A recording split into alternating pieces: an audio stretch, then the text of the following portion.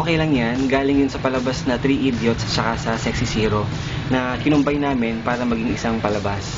Naniniwala kasi ako na marami na nakapanood nung Three Idiots at saka nung Sexy Zero, pero mas naniniwala ako na mas marami pang tao ang hindi nakakapanood. So sa pamamagitan ng Okay Lang Yan, mapapanood nila yung palabas na yun, hahanapin nila, tapos may share nila. Kaya ayun, yung Three Idiots, isa yun sa pinakamagandang Indian film na napanood ko. So yung palabas na yun nakaka-inspire. Yung ginagawa ng bida na si Rancho, si Amir Khan, ano siya, parang lahat ng bagay sa kanya okay lang yan, all is well, parang gano'n na sa pamamagitan ng pag-iisip niya, pamamagitan ng tamang pag-iisip, kaya nating abutin yung pangarap natin. Yun namang Sexy Zero, the best na ano yun, isa yun sa mga the best na Korean film na napanood ko. Comedy yun, na parang maiiyak ka at the same time matatawa ka dun sa palabas na yun. Ang galing kasi nung bida. So dati naisip ko, ako sana yung gaganap noon, kaya lang parang medyo hindi sa akin bagay. So nakita ko yun sa katauhan ni Archie. So ang galing nga rin kasi parang masyadong kaloob na nai-combine ko yung dalawang palabas na paborito ko sa isang palabas. Sobrang galing lang talaga. Gaya nga sinasabi ko palagi, yung Okay Lang Yan, hindi naman ako bumuo nito eh. Kumbaga parang regalo sa akin doon ng Diyos, kaya nabuo. Sobrang ganda yung palabas talaga. So yun namang Okay Lang Yan, kapag napanood mo yun, napanood mo na yung Three Idiots at saka yung Sexy Zero, medyo maging hater ka kasi yung dating sa'yo parang ginaya, gano'n. Pero pagka napanood mo muna yung Okay Lang Yan, bago mo napanood yung dalawang palabas, magagalingan ka talaga, mabibilib ka. Kasi kung paano namin nadala, lalo na yung ending part, sobrang galing. Sobrang galing lang na nung binubuo namin talaga yung Okay Lang Yan, hindi talaga ganun yung ending noon. So habang ginagawa namin, tsaka nang pumasok ng idea, si Tikboy, aka Archie Luching, natural kasi sa kanya yung komedyante. Talagang kahit sa totoo namin buhay, ganyan talaga siya. Medyo malikot mag-isip, loko-loko talaga yan. Pero sabi ko nga, hindi ko kayang gawin yung Okay Lang Yan mag-isa kung wala si Archie. Kaya malaki yung utang na loob ko dyan. Dahil kumbaga nakaka-arte ako natural, dahil nandyan siya, dahil nagpapatawa siya lagi sa akin, at saka basta lagi masaya pag nandyan si Archie. Sobrang galing yan. Kumbaga lahat ng mga punchline namin sa akin nanggagaling. Kaya the best yung partner ko na yan na si Tikboy. Sa Jamage naman, nakita ko yung kwento naman nila. So parang naisip ko kasi kailangan medyo maging malalim yung kwento nila. So inisip ko parang maging buntis si Pao, si Jambil, medyo pabayang ama. So, ganun yung ginawa ko. Siyempre, malaking pasalamat ko sa Jamage dahil unang-una, napakahirap umabot ng 1 million views. Kumbaga, hindi ganun kadali. Yung by chance, ginawa nila, umabot ng 100,000 views. Nataranta na kami nun, nagulat na kami nun. So, kumbaga, parang naging mas madali sa akin i-promote yung Okay Lang Yan dahil nandyan yung Jamage TV. Nandyan yung kapatid ko, nandyan si Mitch. So, papasalamat ako ng sobra sa Jamage. Doon naman sa Snatcher, kay Nino, Tabaw, tapos doon kay Jasper naman, yung kaklasikong medyo nerd na loko-loko, at saka kay Harge. Ang galing lang din kasi nung karakter nila dahil kaibigan ko yung mga yan, si Nino parang kapatid ko na. So parang nakaka-arte pala sila. Kumbaga, nabuo namin yung Okay Lang Yan na kami-kami lang magkakaibigan. So ang galing lang din na nabuo yung palabas ng pag ganun-ganun yung, sige, ikaw dito, so ikaw dyan, aralin mo itong script na to, aralin mo yung mga ganyan. Yung script na ginagawa namin on the spot lang, tapos sabi ko, Jasper, ito gawin mo, ito suot mo. Si Jasper, bilib ako dyan kasi pag nakita mo talaga yung arte niya, parang makapaniwala ka talaga ng nerd dyan, pero hindi talaga ganun kasi yung pagkatao niya eh. Kasi ang galing-galing lang talaga.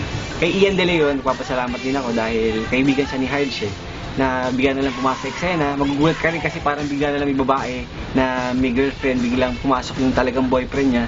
Yung pala si Ian De Leon.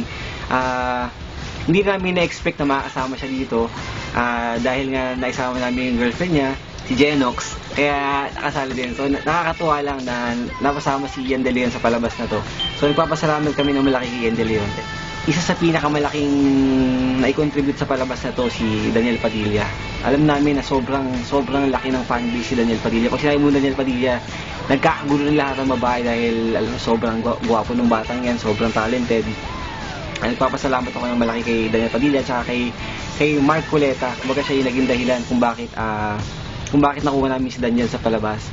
Sobrang galing lang kasi halos halos mahigit sa kalahati ng views galing sa mga fans ni Daniel eh. Tsaka dun sa lahat ng fans ni Daniel, nagpapasalamat ako sa inyo dahil kahit paano pinanood niyo okay lang yan. Kumbaga, naging bahagi kayo nung pagdami ng views, naging bahagi kayo nung pagkalat ng video.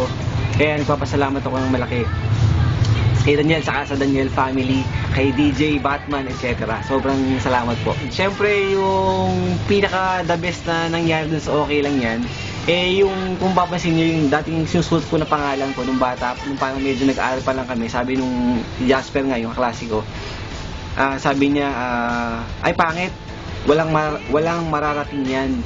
So hindi niya alam na in the future, yung palang papel na hinawakan niya na yun, yung pala yung i-architect niya na pangalan ko sa Meiji Museum ko.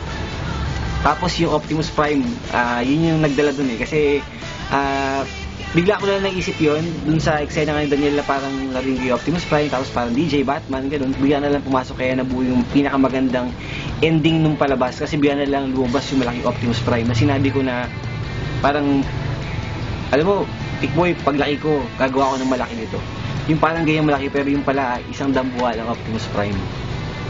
Tapos syempre, yung Toy Museum, yun nga, doon nakakonekta yun. So, yung Toy Museum na bubuksan ko this year, sana po, supportahan nyo. Sana makapunta kayo, dahil I'm sure dito po makapag-banding tayo. Dito palagi ako, dito palagi yung Jamich. Tapos, basta lahat po ng pinagpagulang kong laruan, simula bata pa ako dito po. Magkita-kita po tayo dito po sa Yexas Toy Museum. Bubuksan po yan ngayon po 2012. Lahat po ng klase ng laruan, makikita niyo po dito. May anime, may horror, Star Wars, Lord of the Rings, anime, etc. So lahat po ng mga pinagpaguran ko, makikita niyo po dito. Tapos, syempre, yung time na rin po na pwede tayo makapag-banding, dito rin po yun sa bahay. Tapos, ayun, sana po ma-share nyo yung okay lang yan. Sana po maikwento nyo sa mga kaibigan nyo. Sana po maiposto sa wall nyo. Yung pong simpleng ganung bagay kasi, napakalaking bagay po para sa akin, para sa amin na gumawa nito. Wala naman po kaming kinita dito. Kumbaga, sarili gusto lang po namin talaga makagawa ng short film na makapagpa-inspire ng tao, makapagbigay ng konting saya, lalo na sa mga kababayan sa abroad, sa Japan, sa Amerika, sa Indonesia, sa Malaysia, kung saan-saan man pati ng mundo. Sana po ma-share nyo dyan, okay lang yan. Sana maisabi nyo sa kanila na kahit anong hirap ng buhay, lagi mong natandaan, okay lang yan.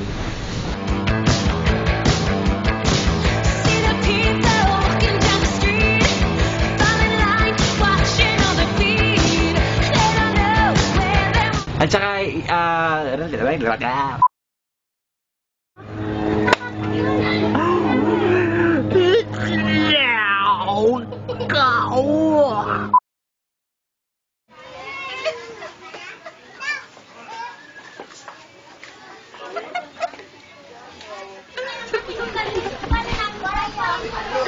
ginagawa yung mga ganun.